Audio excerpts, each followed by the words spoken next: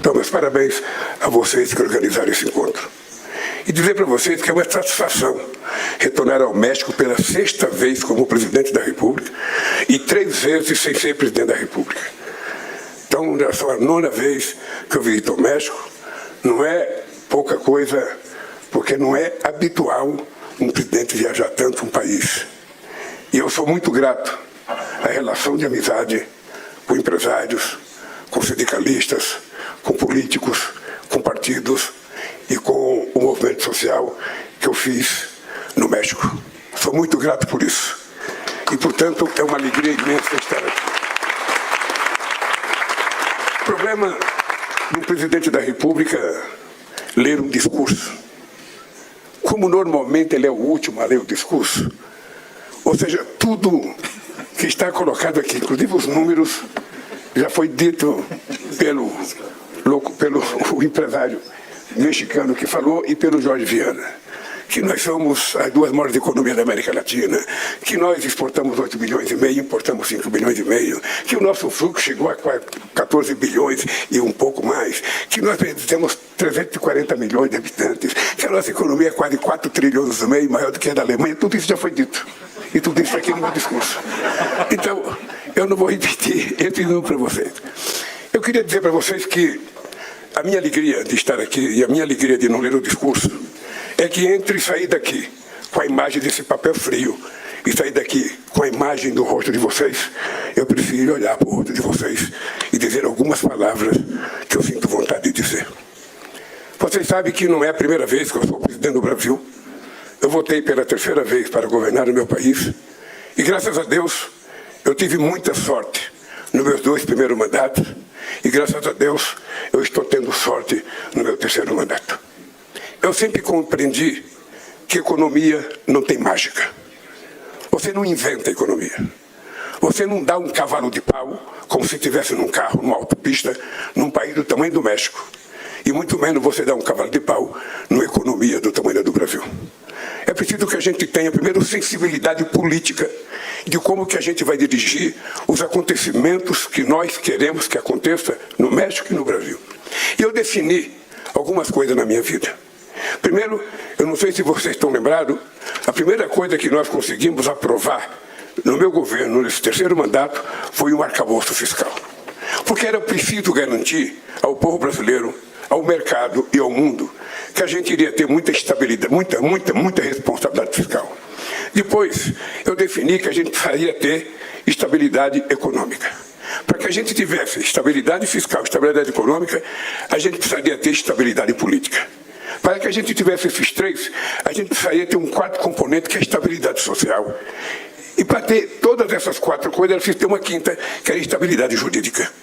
E a última era que a gente tivesse um governo com muita previsibilidade, que ninguém fosse pego de surpresa com medidas feitas nas caladas da noite. Uma conversa muito franca com empresários brasileiros, com empresários de outros países, para que a gente pudesse oferecer ao Brasil a serenidade e a tranquilidade que o país precisava para ser governado. Vocês sabem que eu votei a presidência do país e todo mundo achava que o Lula ia voltar muito nervoso para governar o Brasil pelo que tinha acontecido comigo, pela canalice que fizeram comigo durante um determinado tempo. E quando eu voltei a presidir o país, eu voltei predestinado a deixar o passado de lado e não trabalhar com o fígado, mas trabalhar com o coração e com a cabeça. Numa perspectiva de construir o futuro.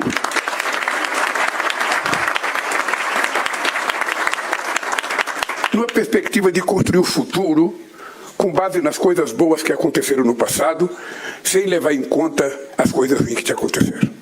Porque não é possível você governar com o fígado. Não é possível você governar com ódio ou rancor de alguém. Você perde muito tempo para que as coisas aconteçam. E eu precisava construir uma credibilidade a nível internacional do que iria ser o Brasil no terceiro mandato do presidente Lula.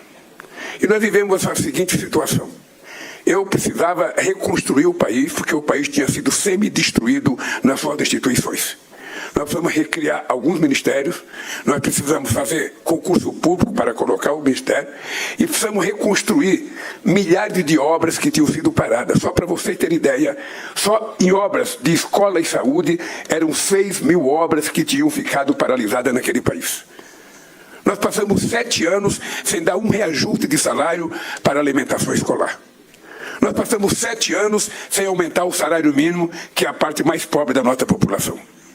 Nós passamos 7 anos sem reajustar bolsas de estudo feita pelo Ministério da Ciência e Tecnologia, coisa que é muito importante pelo valor da tecnologia, sabe, no desenvolvimento de um país.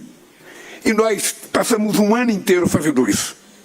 E eu tinha encontrado com a diretora-geral do FMI em janeiro, no encontro do G7 em Hiroshima, e ela, com a certeza absoluta dos grandes burocratas internacionais, ela me disse, olha, Lula, a economia do Brasil vai crescer 0,8% esse ano. E eu perguntei, com que base você fala isso? Qual é o critério? Ela falou, o critério do estudo, as pesquisas que nós fizemos, com quem que vocês conversaram? Você precisava ter conversado comigo, ter conversado com a Haddad, ter conversado com as pessoas que fazem parte do governo agora, porque a gente vai crescer mais do que isso, porque a gente precisa crescer mais do que isso. E vocês sabem o resultado, nós crescemos 2,9%. Eu, se fosse comerciante, eu diria 3%. Aumentava 0,1% para poder ficar um número exato e mais forte. Mas vocês pensam que com isso o pessimismo terminou? Não. O mesmo de sempre resolveram dizer que a economia brasileira iria crescer apenas 0,9%. Ao máximo era 1,2%. E agora todo mundo está surpreso porque a economia brasileira pode crescer 3,5%. Não é um crescimento excepcional, porque o Brasil já cresceu a 14% ao ano. O Brasil já cresceu a 10%. Eu deixei a presidência da República em 2010 com a economia crescendo 7,5%. Não é um crescimento extraordinário, mas em função da realidade da economia mundial hoje, é um crescimento muito virtuoso, ele é resultado de muito trabalho. E eu queria que os empresários mexicanos compreendessem uma coisa. Eu tenho 70 deputados do meu partido num parlamento de 513. Eu tenho 9 senadores num parlamento de 81. Então, se você analisar apenas do ponto de vista da matemática, eu não poderia ter chance de governar o Brasil, porque a diferença é muito grande. Vocês viram que um presidente como Obama quase não conseguiu aprovar nenhum projeto em 8 anos de mandato. E por que nós conseguimos aprovar tudo o que a gente queria? Nós conseguimos aprovar uma emenda constitucional antes de tomar posse para que a gente pudesse governar o país, porque não tinha dinheiro para governar 2023. Nós conseguimos aprovar o arcabouço fiscal, que era uma coisa muito difícil, e nós conseguimos aprovar uma reforma tributária, que era uma coisa sonhada, no mínimo, há 40 anos no Brasil. E por que nós resolvemos fazer tudo isso? Para que a gente pudesse oferecer garantia, não apenas aos empresários brasileiros, mas para que a gente pudesse oferecer também garantia aos empresários estrangeiros. E isso nós conseguimos, e essa reunião com empresários que eu peço para a Apex coordenar é na perspectiva de convencer os empresários. Porque o máximo que um presidente da República pode fazer é abrir o portão. Mas quem sabe conversar sobre o negócio são vocês. Quem sabe conversar sobre política comercial é vocês. Quem são o dono do dinheiro são vocês. Então, o nosso papel é abrir para que vocês possam conversar. E eu quero começar dizendo aos companheiros do México. Eu fico muito feliz, porque em outros debates que eu fiz no México, eu voltava para o Brasil me perguntando por que os empresários mexicanos têm tanta desconfiança do Brasil? Por que os empresários mexicanos têm tanta coisa de desconfiança do empresariado brasileiro? Eu não conseguia compreender. Hoje eu compreendo. Porque eu sei, vendo a fronteira, eu sei a distância do México dos Estados Unidos, eu sei a importância da economia do México para os Estados Unidos e sei a importância da relação comercial entre Brasil e entre México e Estados Unidos. Mas isso não impede que os companheiros mexicanos não olhem apenas para o norte, olhem um pouquinho. E vão perceber que tem muitas possibilidades num país chamado Brasil, com 200 milhões de habitantes e com um PIB razoavelmente grande e com uma participação na economia razoável. Eu penso que, inclusive, os nossos acordos comerciais precisam ser revistos e refeitos o mais rápido possível para melhorar a vida do México e a vida do Brasil.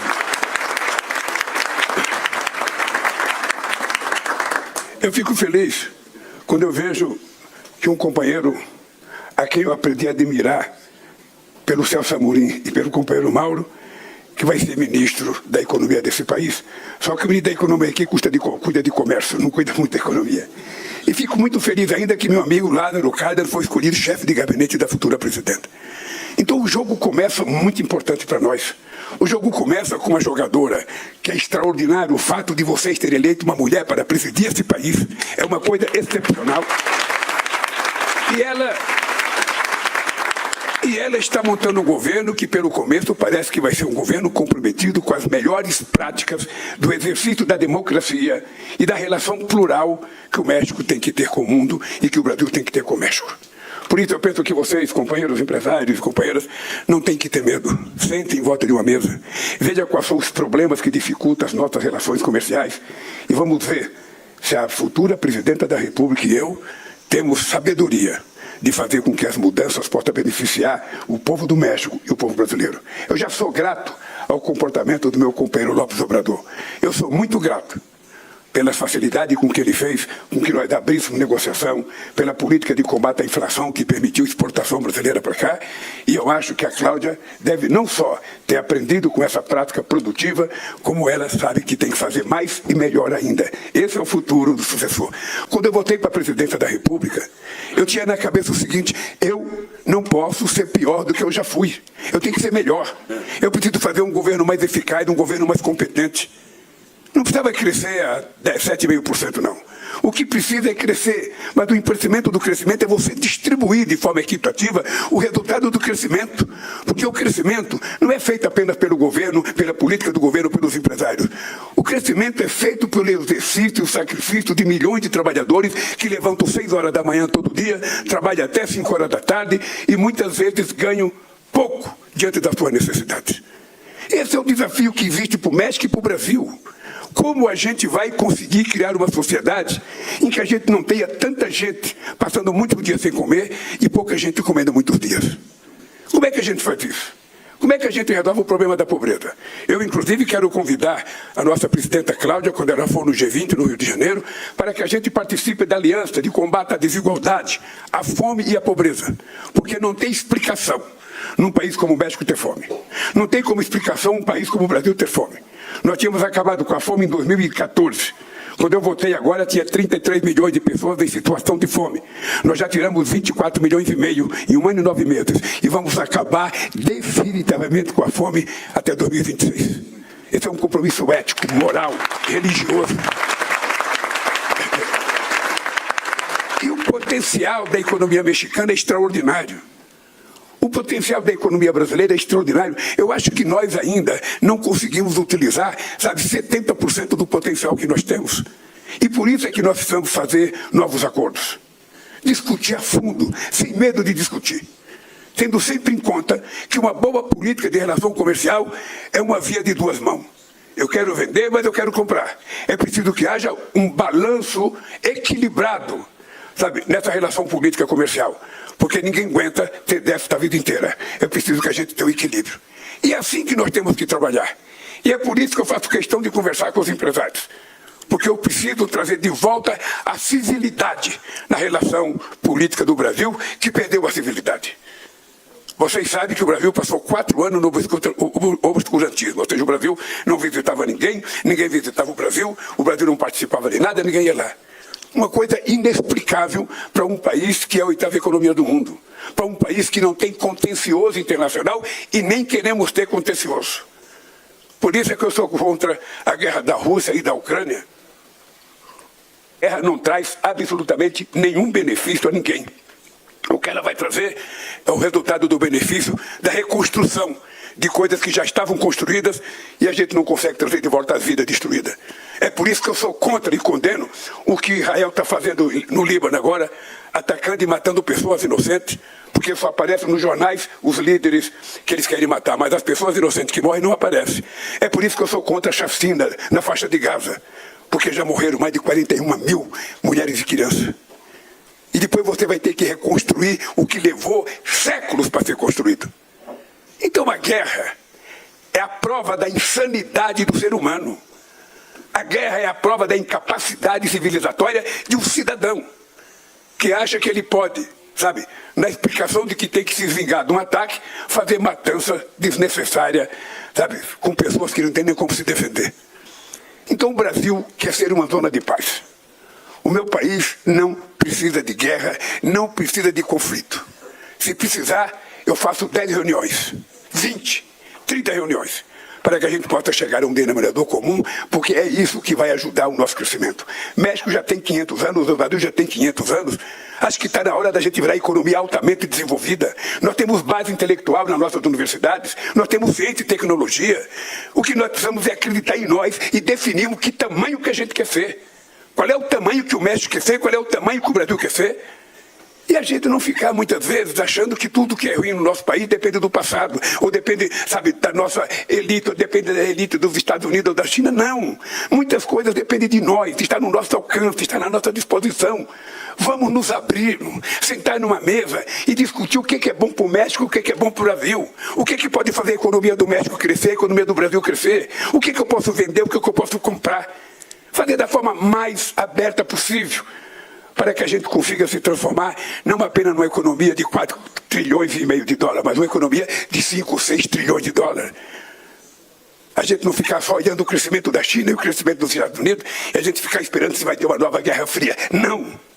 Eu não quero brigar com os Estados Unidos, eu não quero brigar com a China, eu não quero brigar com a Índia, eu não quero brigar com ninguém. Eu quero é fazer negócio, eu quero é crescer economicamente, eu quero que as nossas indústrias cresçam, eu quero que a nossa agricultura cresça, eu quero que a gente invista, Brasil e México, na construção de uma inteligência artificial que possa resultar em benefícios econômicos para nós, para nossas mulheres, para nossas crianças, para o nosso futuro. Isso está nas nossas mãos, nós temos inteligência suficiente para isso. Então, queridos companheiros e companheiras, permitam-me chamá-los assim. Queridas companheiras e companheiros, eu acho que nós dependemos muito de nós mesmos. Se vocês conseguiram ser na vida empresários bem-sucedidos, se vocês conseguiram crescer, se vocês conseguiram gerar emprego, se vocês conseguiram gerar riqueza, eu acho que agora nós temos que assumir o compromisso. Nós temos agora que gerar uma maior irmandade entre Brasil e México. O Brasil olhar mais para o México e o México olhar mais para o Brasil. Se nós fizermos isso, eu tenho certeza que o futuro estará assegurado. No Brasil eu me queixo muito, porque eu não quero que tenha prevalência de um setor sobre outro. Muitas vezes você leva para uma reunião um setor que não é o setor mais otimista naquela relação, que não é o setor que tem mais negócio, ele vai para uma reunião otimista. Eu agora, quando eu quero fazer reunião, eu peço para o meu pessoal, só leve quem for favorável. Quem for contra, fica aqui. Porque se você faz uma reunião para aprovar alguma coisa e você coloca alguém que é contra, não vai ter acordo.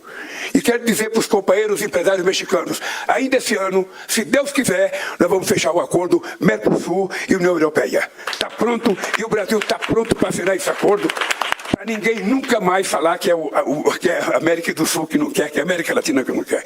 E esse acordo da América do Sul, da América Latina com o Mercosul, pode ser estendido para um acordo da União Europeia com a América Latina. O mundo está precisando disso. A economia está um pouco atrofiada no mundo inteiro. E nós temos mercado para isso. O meu compromisso com os empresários brasileiros, eu já falei para eles. A garantia jurídica está lá, a garantia fiscal está lá, a garantia econômica está lá, a garantia está colocada. Agora, o que eu posso oferecer para os empresários brasileiros, eu digo, é consumidor para os produtos que vocês fabricam. Porque se não tiver consumidor, quando você olhar na sua empresa, aquele empresário andando, e você muitas vezes acha que o que você paga para ele é muito, não olhe ele como teu empregado, olhe ele como teu consumidor. E aí você vai mudar de pensamento e vai dizer, não, eu tenho que pagar bem para ele, porque eu preciso que ele compre o produto que ele fabrica aqui na minha fábrica. E quando ele virar consumidor, tudo vai melhorar no nosso país, no Brasil e no México. Por isso, companheiros e companheiras, que Deus coloque a mão poderosa em cima de vocês e faça com que vocês não tenham cisma, nem mexicano ter cisma do Brasil, nem brasileiro ter cisma do mexicano. E façam os negócios que sejam bons para o Brasil, para o México, para as empresas de vocês e para o povo mexicano e brasileiro. Um abraço e muito obrigado.